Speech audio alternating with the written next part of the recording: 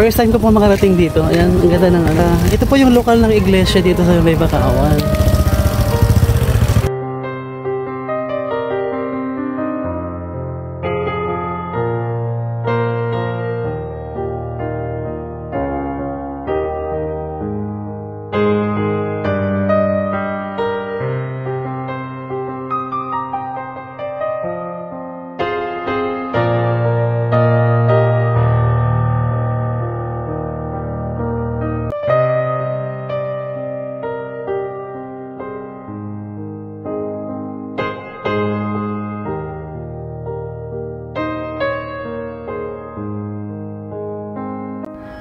Ang buhay ay parang isang paglalakbay. Sabi din nila, para itong isang gulong. Minsan ay nasa itaas, minsan naman ay nasa ibaba. Minsan ay masaya, kung minsan naman ay malungkot at puno ng pait at dalamhati, kabiguan at pag-asa.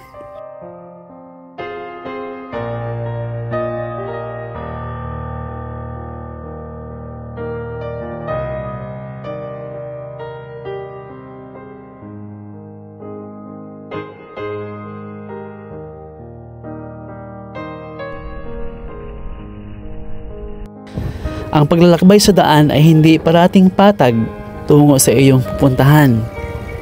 Minsan ay makakaranas ka ng lubak-lubak na daan na susubok sa ating katatagan. Katulad ng gulong, ang buhay natin ay haharap din sa iba't ibang pagsubok na hindi natin alam kung anong klaseng daan ang naghihintay na ating madaraanan. Maaring banayad sa simula, pagkatapos ay magiging malubak ito sa kalaunan. Sa buhay natin, tayo ang may hawak sa ating manibela at kontrol natin kung saan tayo pupunta, kung gaano natin pabibilisin ang takbo nito. Subalit hindi pa rin tayo dapat umasa sa ating lakas, kakayahan at talino. Kailangan pa rin natin ang tulong ng Panginoon. Kailangan pa rin natin ang kanyang guidance at gabay upang maging ligtas tayo sa daan at makarating ng maayos sa ating patutunguhan.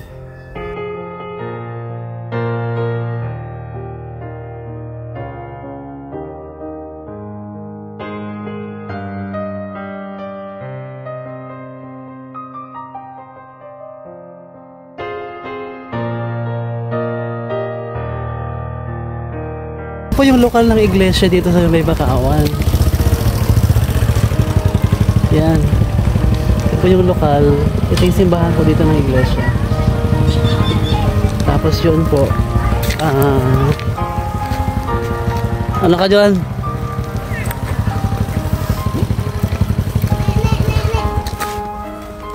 Si ka dyan. Tatay kay Kwan. Sige.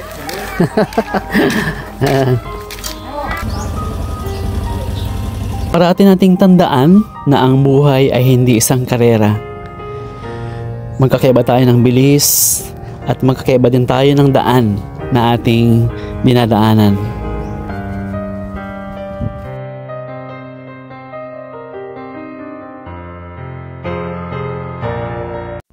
May mga tao na madaling makarating sa tagumpay at may mga tao naman na sa palagay nila ay para silang napag-iiwanan. Ang buhay ay hindi isang karera. Hindi tayo nagpapabilisan. Darating at darating din ang oras na sa iyo ay nakatakda. Kaya huwag kang panghinaan ng loob. Kahit sa pakiramdam mo ay parang hindi ka naman umuusad at para bang walang nangyayari.